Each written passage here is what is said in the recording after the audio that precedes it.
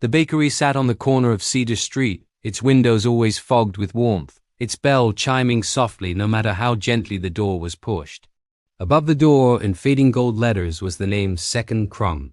No one remembered when it opened. People only remembered how it made them feel. Lena discovered the bakery on a morning when her mind felt thin and hollow. Grief had done that to her, scraped her thoughts clean until only routine remained. She stepped inside for no reason other than the smell. Butter, yeast, and something else, something like rain on hot soil. Behind the counter stood an old baker with flour-dusted sleeves and eyes that seemed to recognize her before she spoke. "What will it be today?" he asked. Lena scanned the shelves. There were loaves shaped differently from any bread she'd known, rounds scored with unfamiliar symbols, braids tied in uneven knots, small rolls wrapped in brown paper and string. "That one," she said, pointing to a plain-looking loaf.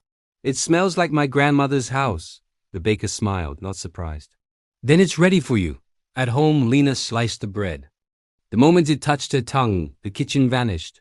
She was 8 again, sitting on a wooden stool while her grandmother hummed off-key. Sunlight spilled through lace curtains. The sound of a radio crackled in the corner. Her grandmother's hands strong, warm-pressed dough, the same way Lena now held the knife. Lena gasped, the memory so vivid it hurt.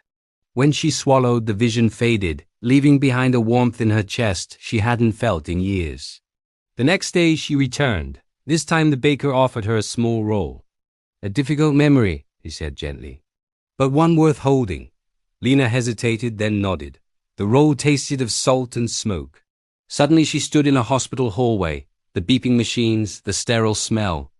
Her grandmother lay still, eyes closed. Fear and love twisted together in Lena's chest. But this time, the memory did not break her. It settled, softened like dough, finally rising after too much kneading. Word spread about Second Crumb, though no one spoke of it directly.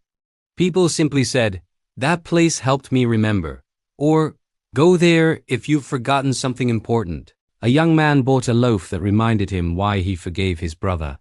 A woman found the courage of her childhood self-baked into a crusty baguette. Even joy had a recipe sweet, light, gone too quickly if not savored. One evening Lena asked the baker how he did it. He wiped his hands on his apron. "Memories are like yeast," he said. "Alive, they just need the right conditions to rise." "And the sad ones?" Lena asked. He looked at the ovens, glowing like patient hearts.